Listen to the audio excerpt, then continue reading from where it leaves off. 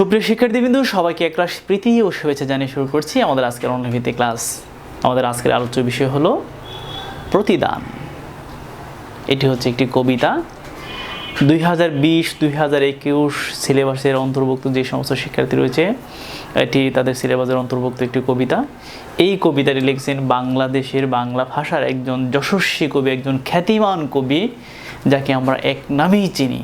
বাংলা সাহিত্যে যে বা যারা পঠন করছে, যে বা যারা বাংলা সাহিত্য নিয়ে নাড়াচাড়া করেছে, তার এক নামে চিনে। তিনি হলেন জসীমউদ্দিন। কার নাম বলছি? জসীমউদ্দিন। এই দেখুন নামের বানানটা।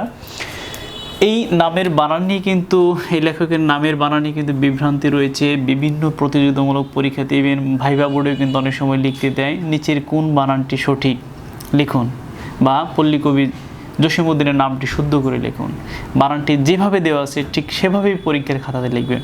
মনে রাখবেন, কবি এবং লেখকদের নাম যেভাবে দেওয়া আছে, অর্থাৎ কবি এবং লেখকরা তাদের নামের বানান যেভাবে লিখে গেছেন সেভাবে আপনাকে কী করতে হবে? লিখতে হবে। এই জসীমউদ্দিন, এই যশস্বী কবি কত সালে জন্মগ্রহণ করেছেন? 1903 সালে 1 জানুয়ারি। কত বলছি?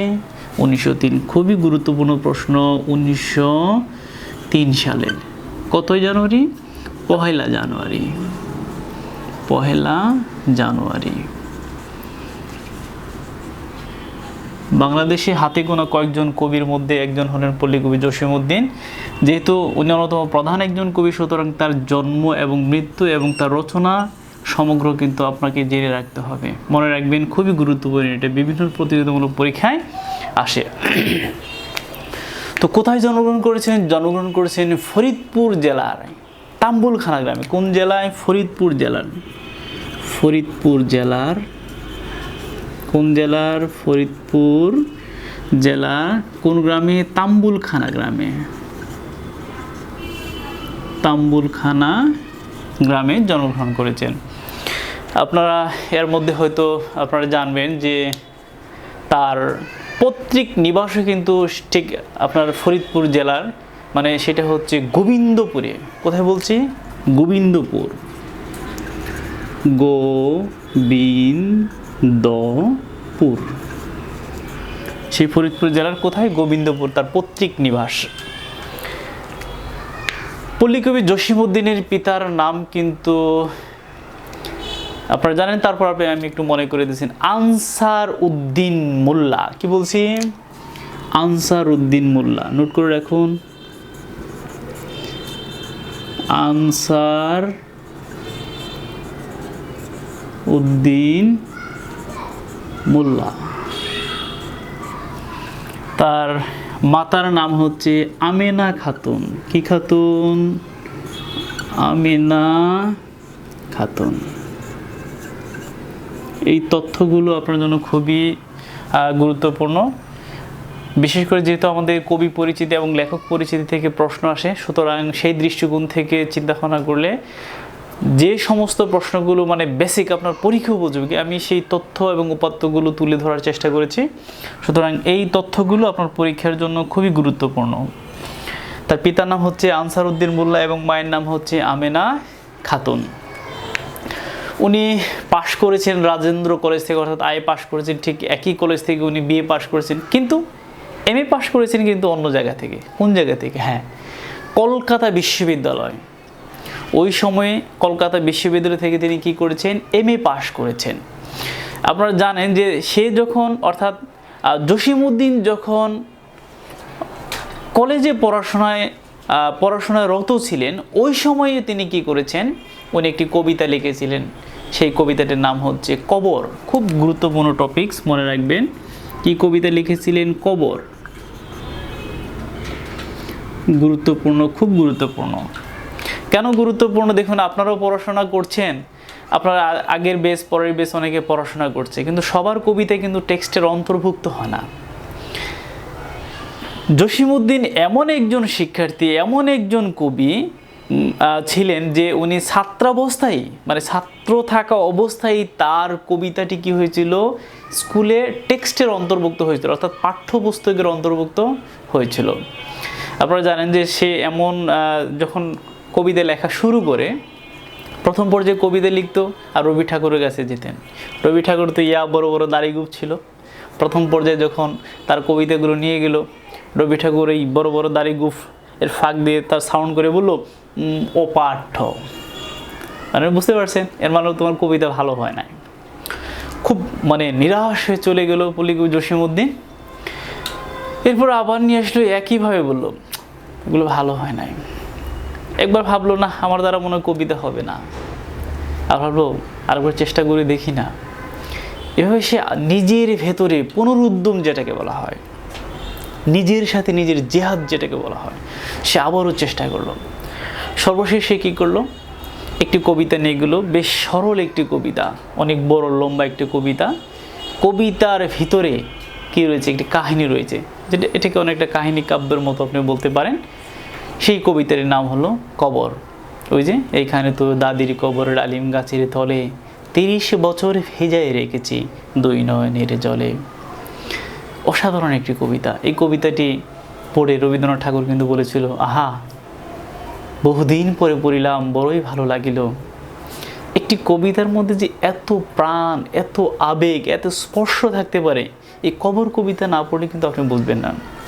আপনি যখন একা, আপনি যখন এই কবিতাটি পঠন পাঠন করবেন, মানে কোনো ধরনের সাউন্ড না, কোনো ধরনের কোলাহল না, নিবৃত্তে আপনি যখন কবিতাটি পঠন পাঠন করবেন, দেখবেন আপনার হৃদয়টা ছুঁয়ে যাচ্ছে। কবিতার পরতে পরতে এমন আবেগ, এমন সম্মোহনী শক্তি বাংলা ভাষায় অন্য কোনো কবিতার মধ্যে এগুলো আমরা খুব কম পাই। তো যাই হোক, তার উপাধি হচ্ছে পল্লী কবি, এগুলো নোট করে রাখবেন। তার উপাধি হচ্ছে কি কবি, পল্লী কবি, মনে রাখুন পল্লী কবি। আপনাদের পরীক্ষায় বিভিন্ন সময় বিভিন্ন প্রতিযোগিতামূলক পরীক্ষা আসে, ইভেন জ্ঞানমূলক পরীক্ষাতে এটা আসতে পারে। নিম্নের কোন মানে কার উপাধি হচ্ছে পল্লী কবি, এভাবে আসতে পারে। বা পল্লী কবি হিসেবে বাংলা সাহিত্যে পরিচিত কে, নিচের কোন লেখক, কোন কবি, তখন আপনি কি দিলেন, জসীমউদ্দীনের নাম দিয়ে দিলেন। তো যাই হোক, পেশাগত জীবনে উনি কি করেছেন, অধ্যাপনা করেছেন। প্রথম দিকে কোথায় অধ্যাপনা করেছে, সে ঢাকা বিশ্ববিদ্যালয়ে অধ্যাপনা করেছেন। এই ঢাকা বিশ্ববিদ্যালয়ে অধ্যাপনা দিয়ে তার মোটামুটি কর্মজীবন শুরু হয়েছিল। পরবর্তীতে উনি কি করেছেন, মানে সরকারের প্রচার ও জনসংযোগ বিভাগের উনি কিসে ছিলেন, মানে উচ্চ বিভাগে উনি কর্মরত ছিলেন। তো জসীমউদ্দীনের সবচাইতে উল্লেখযোগ্য কাব্যের নাম হচ্ছে নকশি কাঁথার মাঠ। কি বলেছি, নকশি কাঁথার মাঠ, খুব গুরুত্বপূর্ণ। নকশি কাঁথার মাঠ, আপনারা জানেন এই কবিতাটি বিভিন্ন ভাষায় অনুদিত হয়েছে, অর্থাৎ বিদেশি ভাষায় এই কবিতাটি কি হয়েছে, অনুদিত হয়েছে। আমরা জসীমউদ্দীনকে কিন্তু মানে আমরা যে পল্লী কবিকে চিনি, এই পল্লী কবির মানে অর্ধেক কৃতিত্বই আপনি ধরতে পারেন নকশি কাঁথার মাঠে। অর্থাৎ এই কাব্য দিয়ে উনি সবচেয়ে সমধিক কি হয়েছেন, পরিচিতি পেয়েছেন বাংলা সাহিত্যে। উনি আরও কাব্য লিখেছেন, এর মধ্যে ধরুন সুজন বাদিয়ার ঘাট, এর মধ্যে ধরুন আপনি রাখালি, এর মধ্যে ধরুন আপনি বালুচর, হ্যাঁ, তারপরে রঙিলা নায়ের মাঝে, এরকম উনি বিভিন্ন কাব্য লিখেছেন। তো আমাদের যেটা মনে রাখতে হবে সেটা হচ্ছে, এই যে আমরা যে কবিতাটি পড়ছি, অর্থাৎ যে প্রতিদান কবিতাটি পড়ছি, এই প্রতিদান কবিতাটি কোন কাব্য থেকে নেওয়া হয়েছে। হ্যাঁ, মনে রাখুন এই প্রতিদান কবিতাটি নেওয়া হয়েছে বালুচর নামক, কি বালুচর নামক কাব্য থেকে। খুবই গুরুত্বপূর্ণ। অর্থাৎ প্রতিদান কবিতাটি নেওয়া হয়েছে কোন কাব্য থেকে, বালুচর নামক কাব্য থেকে নেওয়া হয়েছে। এই প্রতিদান কবিতাটির সর্বমোট লাইন রয়েছে 18টি। কতটি লাইন রয়েছে, 18 লাইন রয়েছে। মনে রাখুন প্রতিদান কবিতাতে 18 লাইন রয়েছে। এই কবিতাটি মূলত একটি পরার্থমূলক কবিতা, অর্থাৎ নিজের আত্মতৃপ্তি বিসর্জন দিয়ে অন্যের উপকারে নিজেকে বিলিয়ে দেওয়াই হচ্ছে পরম সার্থকতা। এটাই হচ্ছে এই কবিতার মূল উপজীব্য বিষয়। আপনারা জানেন যে পল্লীকবি জসীমউদ্দীন উনি কী করেছিলেন, মানে রবীন্দ্র ভারতী বিশ্ববিদ্যালয় থেকে তাকে কিন্তু এই তার কাজের কৃতিত্ব স্বরূপ, সম্মান স্বরূপ তাকে কি দিয়েছিল, ডিলিট উপাধি দিয়েছিল। কি দিয়েছিল, ডিলিট কোথা থেকে বলছিলাম? রবীন্দ্র ভারতী বিশ্ববিদ্যালয় থেকে। রবীন্দ্র ভারতী বিশ্ববিদ্যালয় থেকে। তো এই শক্তিমান কবি পরবর্তীতে কি করেছিলেন? ওনারা কিন্তু আরও অন্যান্য গ্রন্থ রচনা করেছেন। তার মধ্যে আপনি মনে রাখবেন যে বালুচরটা আমাদের খুব গুরুত্বপূর্ণ, নকশিকাঁথার পাঠটা হচ্ছে আমাদের গুরুত্বপূর্ণ। এটাও মনে রাখবেন যে আমরা যে কবিতাটি পড়ছি প্রতিদান, এই কবিতাটি কতটি লাইন? 18টি লাইন রয়েছে। সবচেয়ে গুরুত্বপূর্ণ টার্মস এই কয়েকটি। তো এই মহৎ কবি, এই যশস্বী কবি, খ্যাতিমান কবি, এই শক্তিমান কবি 1976 সালের 14ই মার্চ, কত বলেছি? 1976 সালের 14ই মার্চ কি করেছেন? মৃত্যুবরণ করেছেন, শেষ নিঃশ্বাস ত্যাগ করেছেন বা ইহলোক ত্যাগ করেছেন। তো যাই হোক, এই ছিল আমাদের প্রতিদান কবিতার কবি পরিচিতি সম্পর্কে আজকের ক্লাস। আমাদের পরবর্তী ক্লাসটি হবে প্রতিদান কবিতার মূল পাঠ নিয়ে, অর্থাৎ এই প্রতিদান কবিতার মূল অংশ পর্যালোচনা নিয়ে আমাদের পরবর্তী ক্লাস হবে।